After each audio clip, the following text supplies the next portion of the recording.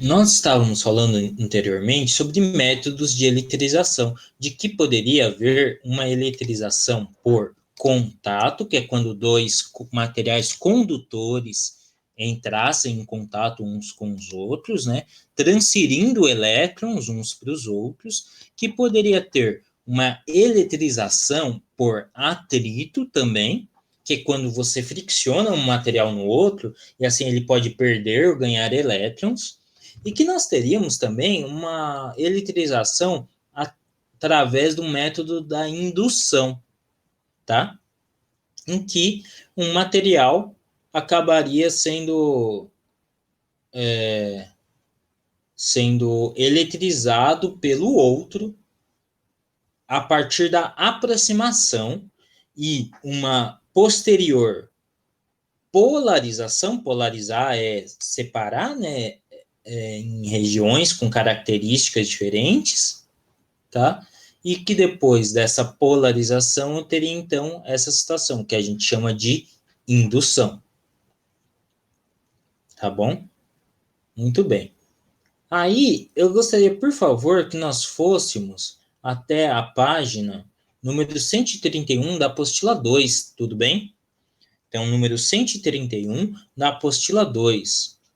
E aí a gente fará os exercícios. Eu só vou fazer um comentário aqui, né, anterior, que é sobre como que a gente calcula qual que vai ser a, a carga elétrica resultante numa certa situação. É até que fácil de entender. A carga elétrica resultante, quando um objeto passa por um processo de eletrização, né? Não escutou a página? Tudo bem. Deixa eu ver. É que eu já esqueci também qual que é. Deixa eu ver. 131, mano. 131 da apostila 2. Então, em um processo de eletrização, a carga resultante, né, que um objeto adquire, uma coisa, isso daqui é na eletrização por contato, tá? A carga resultante será a carga do primeiro objeto mais a carga do segundo objeto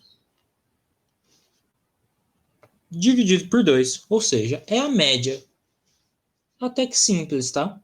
Então, duas cargas entram em contato, e aí eu vejo qual é a carga resultante de cada uma delas. O valor é a média. Aqui, lembrando, eu sempre levo em consideração o sinal.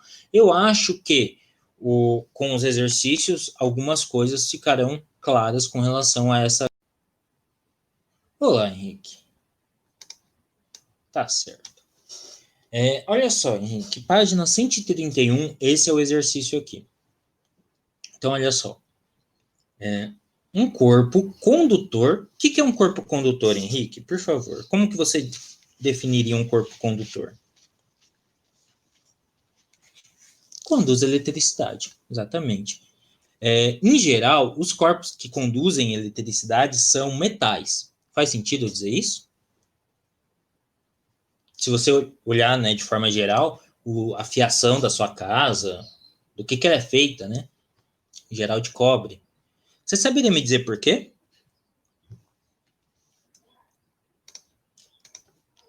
Por que que, em geral, os metais são bons condutores? Você tem algum palpite? Pode chutar, pode. Pensa na característica. Os metais eles são mais ou menos parecidos uns com os outros, né? Eles têm algumas características que você olha assim, isso daqui é um metal. O que será? Por que será que eles são bons condutores?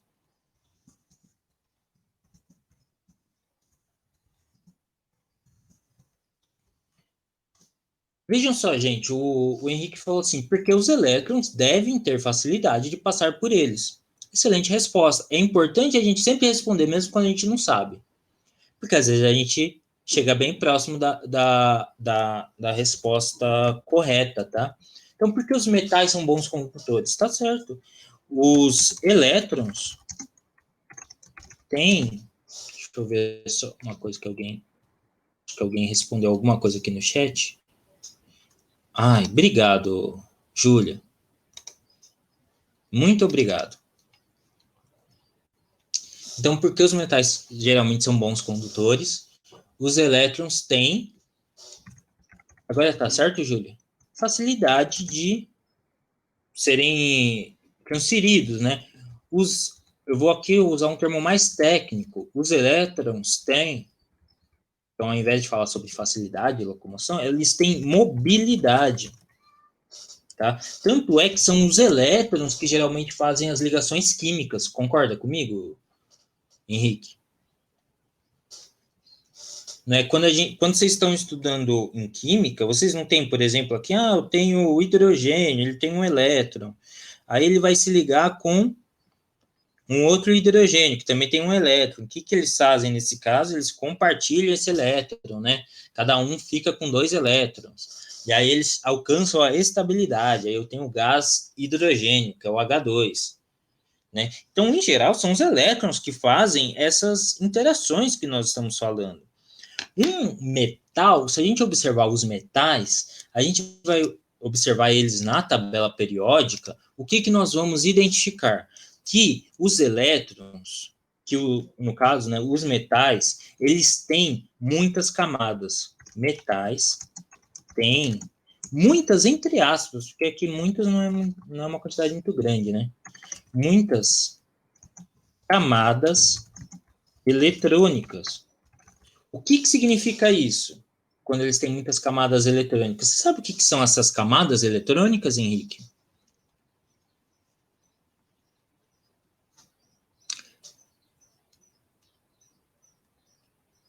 Exatamente, tem a ver com os níveis de energia.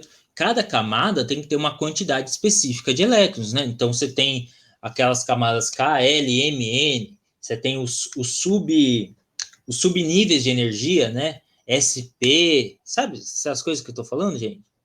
Isso aqui é de outra matéria, né? Mas vocês já viram isso, não é mesmo, Henrique? Né? E aí você tem esses subníveis de energia e cada um deles aceita uma quantidade diferente de elétrons. Né? Então, os metais, se a gente observar na tabela periódica, eles têm muitas camadas eletrônicas. Significa que os elétrons da camada de valência. O que é camada de valência, Henrique? Exatamente, a última camada eletrônica. Significa que os elétrons, se ele tem muitas camadas, os elétrons da camada de valência estão bastante afastados do núcleo. A gente não falou, os elétrons são negativos, carga elétrica negativa. Os prótons, que formam o núcleo, cargas elétricas positivas. Eles têm tendência a se atrair. Quando eu tenho um átomo que o elétron está bastante afastado do núcleo, essa interação é menos poderosa. Eles se atraem com menos intensidade. Sendo assim, eles têm um pouco mais de liberdade, eles têm um pouco mais de mobilidade. Então, eles estão afastados do núcleo, ganhando um pouco mais de mobilidade e também em muitos elétrons nessa última camada. Então, além de, no caso, né, eles terem uma camada de valência bastante afastada do núcleo, interage pouco com o núcleo, também tem muitos elétrons nessa última camada. Tá? Às vezes 8 e coisas do tipo. Tudo bem? E isso faz com que eles formem as ligações e com que eles tenham essa mobilidade de poder ser retirados de um, ser colocados no outro. Tanto é que, Henrique, você concorda comigo se eu disser que os metais geralmente brilham? Né? Você olha o aspecto de metal, normalmente né, ele é brilhante, né? E se você polir bem um metal, ele fica quase que reflexivo, não é verdade? Por que que isso acontece? Olha só. como eles têm uma camada de valência com muitos elétrons e com bastante mobilidade, por que que o metal brilha? Quando incide luz nesses elétrons, eles estão tão afastados do núcleo que quando a luz incide neles, eles caem para a camada inferior. Eles descem um subnível de energia. Ao descerem um subnível de energia, eles chegam mais próximo do núcleo. Só que aí isso daí não dura para sempre. Logo, ele volta para o subnível correspondente dele. Quando ele volta, ele reemite luz. Por isso que os metais brilham. Em geral, os bons condutores elétricos brilham. Em geral. Tá? Tudo bem? Então, olha só. Agora nós vamos ao exercício em si. Um condutor que possuía carga elétrica positiva de intensidade 8. Henrique, olha só o que está escrito aqui, ó, 8. Aí tem essa letrinha, aí tem esse C. Eu gostaria de perguntar para você o que significa essa letrinha aqui logo após o 8 e o que significa esse C.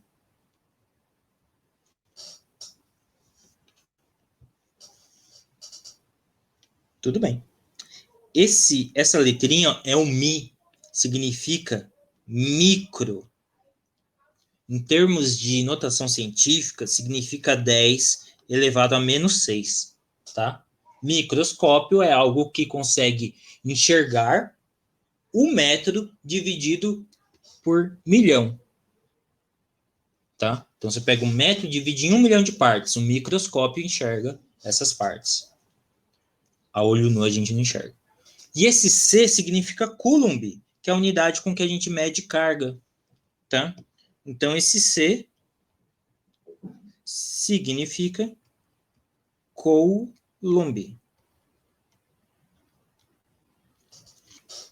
Unidade que a gente mede carga. Então tem 8 vezes 10 a menos 6 cargas elétricas.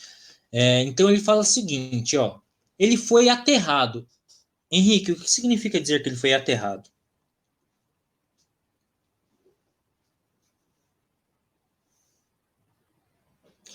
Tá vendo que tem aqui esse símbolo, né? Esse símbolo aqui, ó, que eu estou desenhando, ele é o símbolo de aterramento, tá? Ele é o que aparece aí no desenho, mais ou menos. O que significa aterrar? Você ligar, por meio de cabos ou alguma coisa assim, um objeto na Terra. Ele estava, então, com muitas cargas positivas, não é mesmo? 8 microcoulombs. E aí houve o aterramento. Ou seja, eu liguei na Terra. E aí, olha só o que aconteceu com as cargas. Elas sumiram. Minha pergunta é, por que elas sumiram? No desenho aí, elas sumiram. O que aconteceu?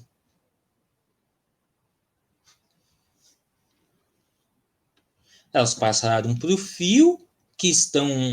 E o fio, nesse caso, né, ele está ligado na Terra, né? Não é mesmo? Não é verdade? Ele está ligado na Terra e... Hã? Diga.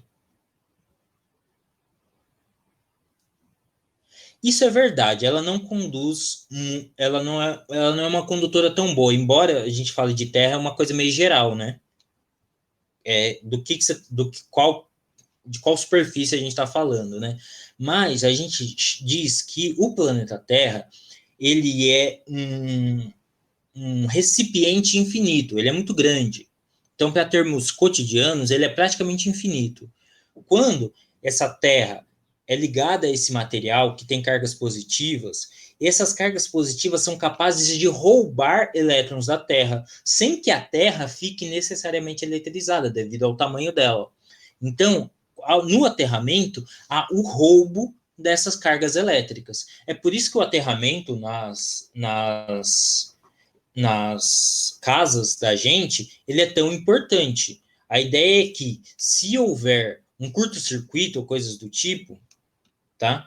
Que se houver o aterramento, a Terra ela vai ser capaz de roubar essa descarga elétrica que iria para você. A Terra ela é capaz de roubar essa descarga elétrica e assim evitar que ela atinja você.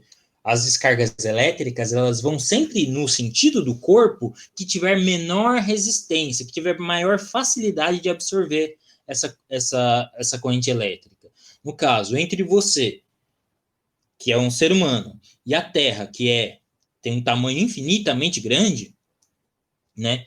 Qual que tem mais facilidade de receber essas cargas? É o planeta Terra, tá? Tudo bem? Então, é assim que funciona o aterramento. E aí, olha só qual é a pergunta que ele faz. Olha só. Eu não comentei isso daqui, eu havia até comentado numa outra aula, né? Mas eu não comentei porque ele explica. Ele fala assim, ó, sendo a carga fundamental, o que você acha que é isso daqui? Carga fundamental, Henrique?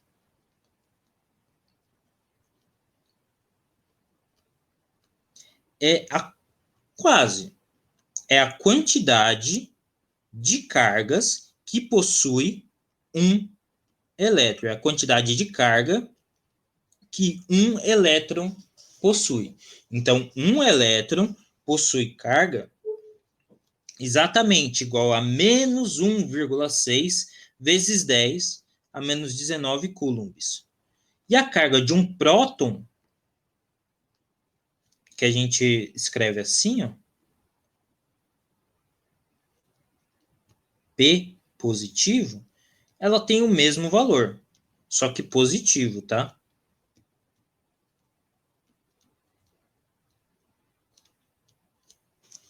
Então é o mesmo valor, só que positivo. E essa é a carga fundamental. É a carga de um elétron ou de um próton. Ele tem esse nome porque durante um certo período se achou que esse era o menor valor possível de carga, tá? Não é o menor valor possível de carga. O menor valor possível de carga é 1/3 desse valor. Mas aí ele acabou continuando com o nome. E aí ele pergunta: eu quero saber, olha só, pode-se concluir que o aterramento, ao tornar o corpo eletricamente neutro, o que ele fez? Ele forneceu ou recebeu elétrons? E qual é a quantidade de elétrons? Então, a quantidade de elétrons. Você me sugere fazer isso daqui como, Henrique?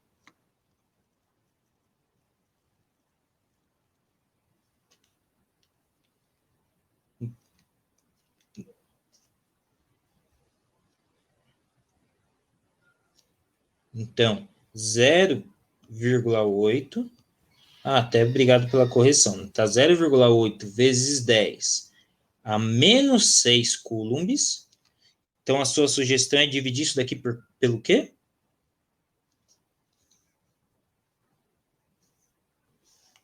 Exatamente. Se eu tenho uma carga total e eu tenho uma unidade de carga, porque aqui estou falando de elétrons e de prótons e coisas do tipo, se eu dividir essa carga total pela menor das unidades, que é 1,6 vezes 10 a menos 19, eu vou saber quanto é a quantidade total de elétrons. No fundo, gente, para quem achou isso daqui um jeito meio estranho de falar, é uma regra de 3, tá? Você está dizendo que um elétron tem 1,6 vezes 10 a menos 19 coulombs. Então, 0,8 vezes 10 a menos 6 coulombs tem X elétrons. É uma regra de 3, tá bom? Você passa multiplicando em cruz. Então, é basicamente isso.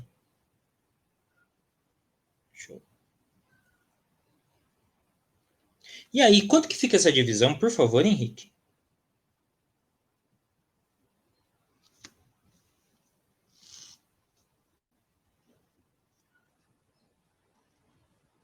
Pode. Você, você pode fazer isso. Você pode aumentar o número aqui na frente, vou circular ele. Se aumentou uma casa, você diminui uma casa no expoente. No caso, diminuir quando está negativo é deixar mais negativo ainda, né? Então, isso daqui é equivalente, sim, a 8 vezes 10 a menos 7.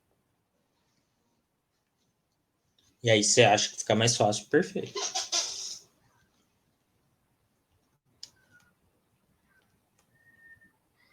Hum.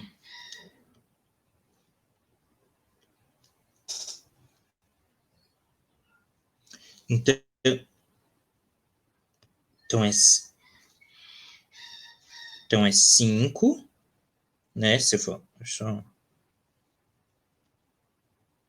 5 vezes 10 elevado. Aí, gente, só para vocês lembrarem, quando a gente tem uma divisão de potências, a gente conserva a base e subtrai os expoentes, né? Então é menos 6, menos 19. Aqui o Henrique ele já passou para a notação científica, né? Esse 0,8 vezes 10 a menos 6 ele escreveu como sendo 8 vezes 10 a menos 7. Aí, aqui vai ficar quanto, Henrique?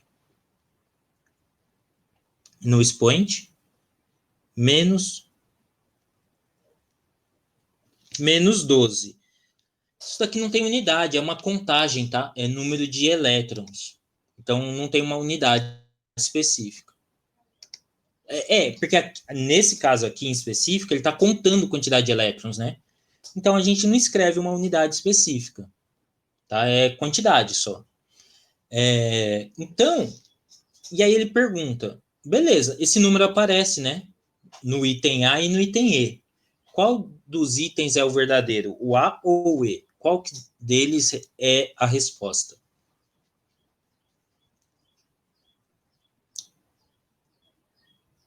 Exatamente, o aterramento forneceu elétrons. Esses elétrons ocuparam a região positiva desse condutor e aí o condutor ficou neutro. Perfeito. Tá bom? Bom, muito obrigado, Henrique. Gente, entenderam as ideias?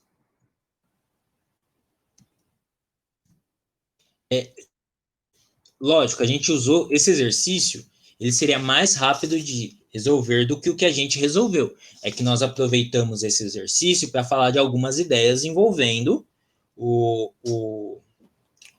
próprio, né, esses conceitos que nós estamos estudando, tá bom? Então, reparem que isso daqui foi basicamente uma regra de três. Ah, um elétron tem tanto de carga. X elétrons vai ter outro tanto. Então, a gente fez aqui basicamente uma regra de 3, deu 5 vezes 10 menos 12, e foi fornecido esses elétrons. Lembrem que são os elétrons que têm mobilidade nos materiais. Ajuda para fazermos essa parte aqui de eletrização, em termos de conta, normalmente a gente está falando só de uma divisão, uma subtração, são contas consideradas básicas, tá? O que eu quero dizer é que não são equações grandes nem nada do tipo. Então, mas nem por isso necessariamente fica fácil, porque normalmente a questão é a gente observar o que está acontecendo. Normalmente é isso que representa a maior dificuldade, né?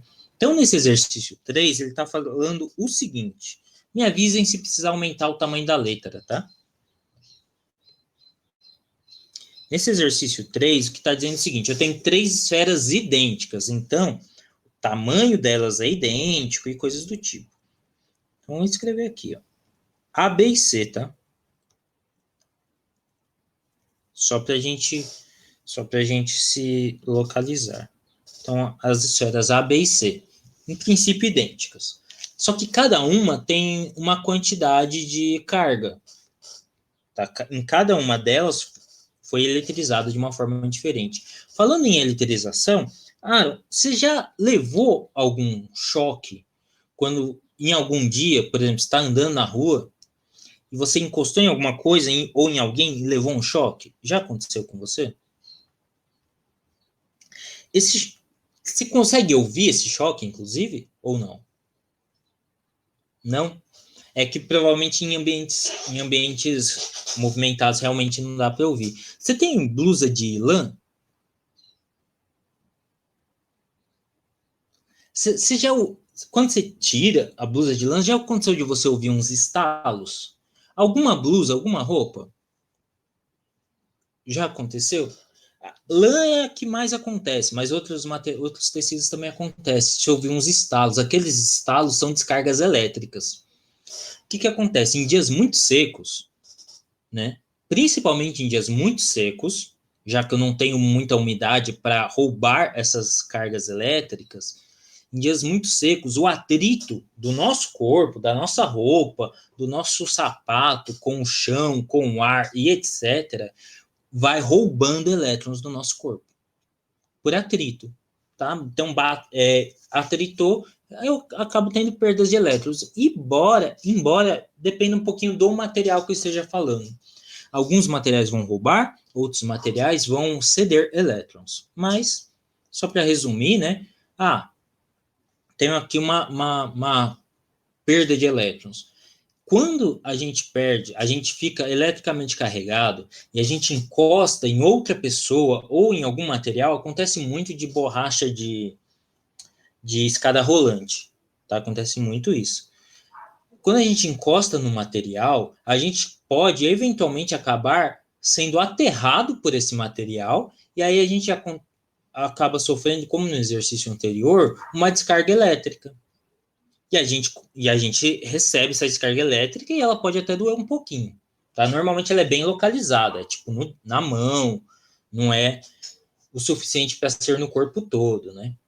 Se a gente estiver num ambiente bem silencioso, dá para ouvir. Aí, o que a gente ouve é a quebra da rigidez elétrica do ar. Tá? É o mesmo processo que acontece quando a gente ouve um trovão. Só que em menor intensidade, obviamente. E quando a gente também retira uma roupa que a gente usou por algum tempo, num dia seco, seco não significa quente, tá? Só para deixar claro. A gente também percebe essa deselektrização quando a gente retira essa blusa ou coisa do tipo. Então, aqui eu tenho um objeto com carga Q1, que ele diz que é igual a 3 microcoulombs positivo. Tem um outro com carga Q2, que ele disse que tem carga menos 4 microcoulombs negativo, né?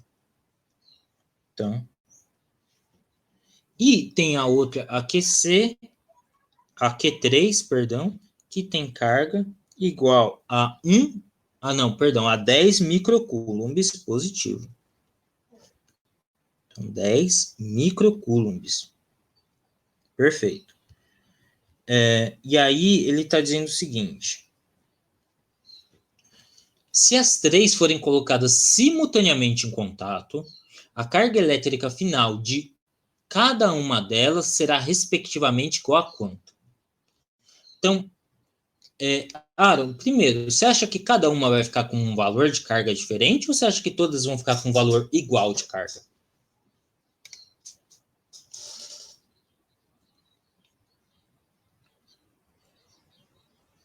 Exatamente.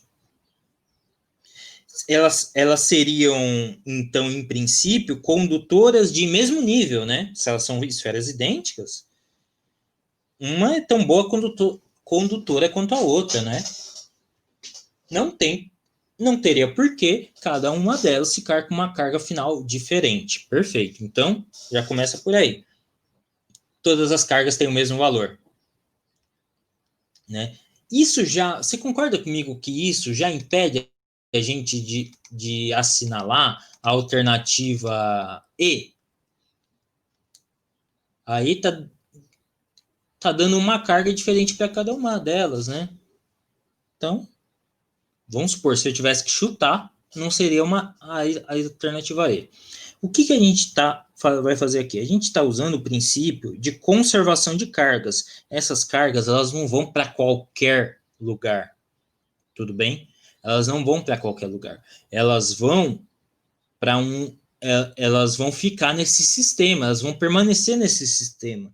Então, se eu somar a quantidade de carga inicial, essa vai ter que ser o valor da quantidade de carga final, depois delas entrarem em contato. Eu vou então observar o seguinte: quanto que eu vou ter no total de cargas aqui? Ou seja, eu vou somar 3 coulombs da primeira, com menos 4 microcoulombs da segunda, com 10 microcoulombs da terceira. Quanto que dá isso daqui no final, Aaron?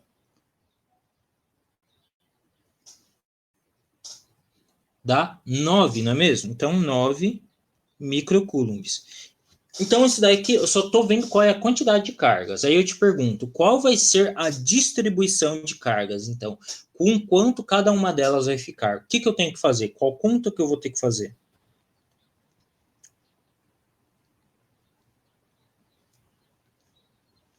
Qual conta que eu tenho que fazer para saber com quanto de carga cada uma delas vai ficar? Que... Hum, perfeito. 3Q é igual a 9 microcoulombs, já que eu tenho três esferas idênticas, e esses 9 coulombs a gente não está tirando e nem colocando do sistema, e de alguma forma vai estar ainda nas três esferas, né? Então, essas três esferas vão ter que se organizar de forma a absorver essas 9 microcoulombs, então 3Q igual a 9 microcoulombs, Q igual a 3 microcoulombs positivo. Muito bem. Alternativa. Cadê? A, né? Perfeito. Então, como vocês veem, esse tema aqui de eletrização, ele em si não é difícil. Envolve somar algumas coisas, dividir algumas coisas e basicamente isso, tá? Não são coisas, não envolve contas muito complexas. Em geral é mais ou menos isso daqui mesmo, tá bom? Obrigado, Aaron, pela sua participação. Então, muito bem. Nós temos ainda 10 minutos de aula, né?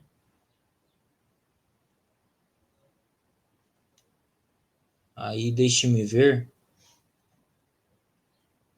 o que nós faremos aqui. Eu vou olhar para o exercício na página 137, exercício 3. E aí eu vou pedir ajuda para alguém. Pedir ajuda para a Manu. Ela teve dificuldade com a internet na última aula, né? Vou pedir ajuda.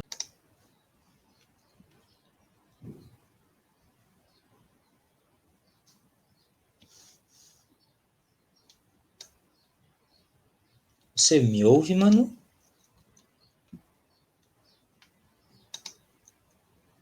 Não? Manu não está? Bom, então vou chamar a Júlia Sass. Por favor, Júlia. Poderia falar comigo?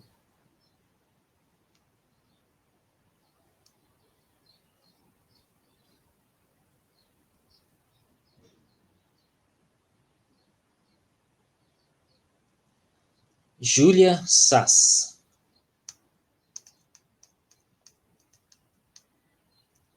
Não? Júlia também não está?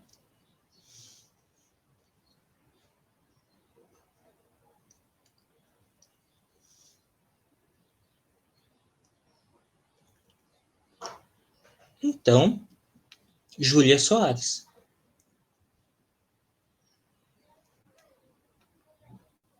Olá, Júlia. Tudo bom com você?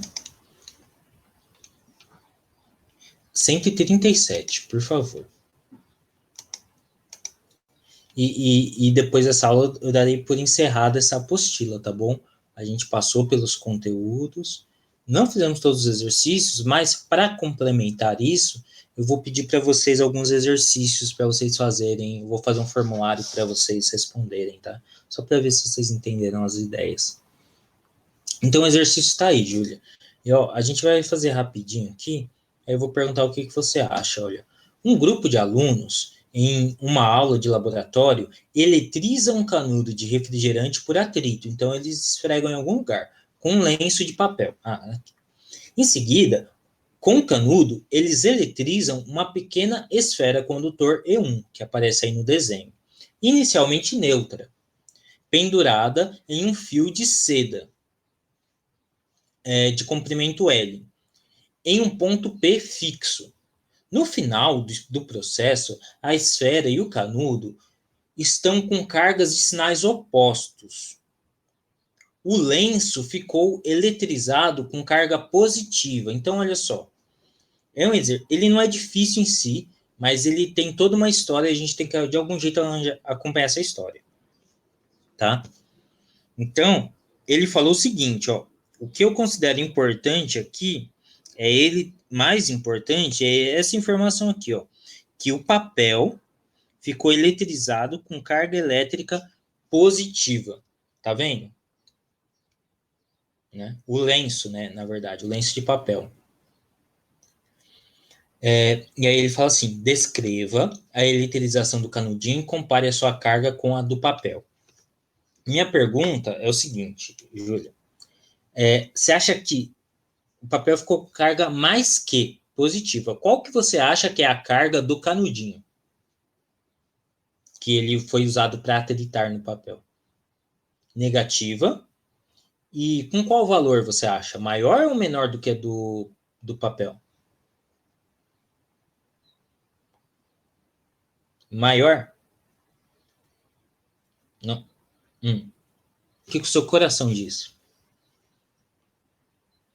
Maior? Por quê maior?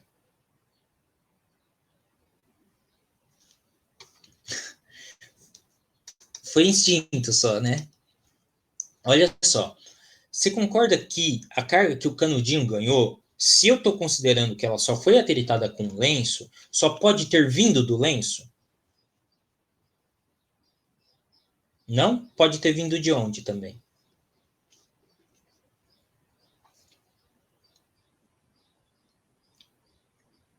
Tá. O canudo e o lenço, eles estavam inicialmente neutros. Mesma quantidade de cargas positivas do que negativas. Eu entendi o que você falou assim, pode ter vindo também do canudo. Sim, o material com que é feito o canudo tem realmente essa relação.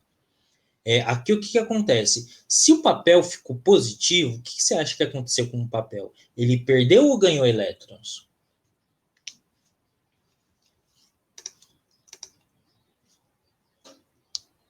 Perdeu, exatamente.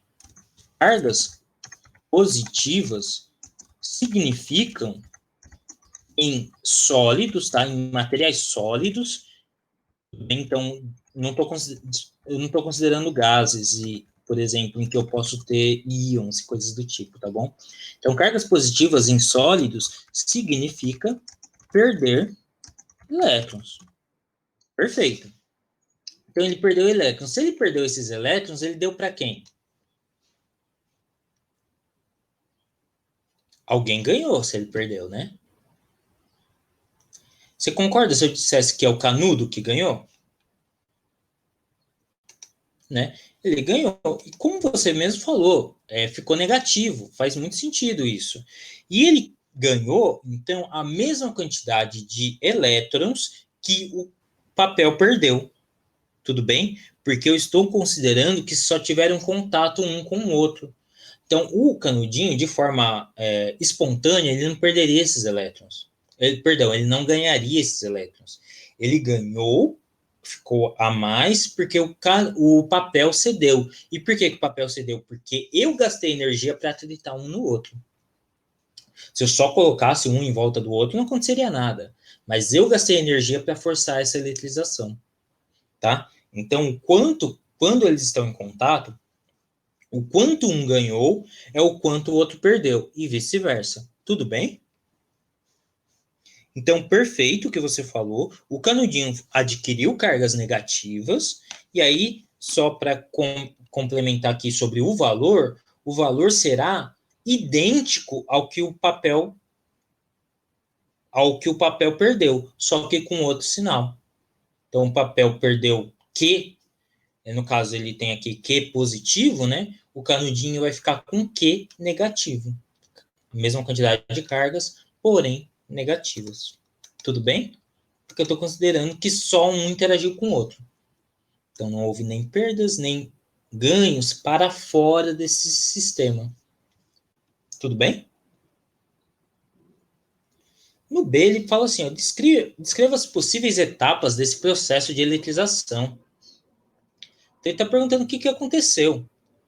Você concorda que quando eu coloquei esse canudinho perto da esfera, ela pode ter sido atraída, igual aquele vídeo que eu mostrei da água sendo atraída, sendo repelida, na verdade? Lembra que eu mostrei um vídeo? Né? A água era repelida, ela se afastava do canudinho. Então, uma possibilidade é essa esfera ter sido repelida. Concorda? Em princípio, né, pode ser. Só que se eu conseguir tocar o canudinho na esfera, você concorda que é mais provável que ela tenha sido, na verdade, atraída pelo canudinho? Porque se ela tivesse sido repelida, eu não ia alcançar a esfera, não é mesmo? Eu ia tentar aproximar a esfera, ia se afastar, eu não ia alcançar a ponto de tocar uma na outra e elas se eletrizarem. O que provavelmente aconteceu aqui é que elas se atraíram, se tocaram, e aí elas compartilharam essas cargas, se redistribuíram essas cargas. Tudo bem? Então é isso, gente. Ficamos por aqui por hoje. Muito obrigado, Júlia, pela sua participação. Então, tchau, tchau, gente. Boas aulas próximas aí. Tchau, tchau, Lucas. Tchau, Aaron. Tenha um bom final de semana.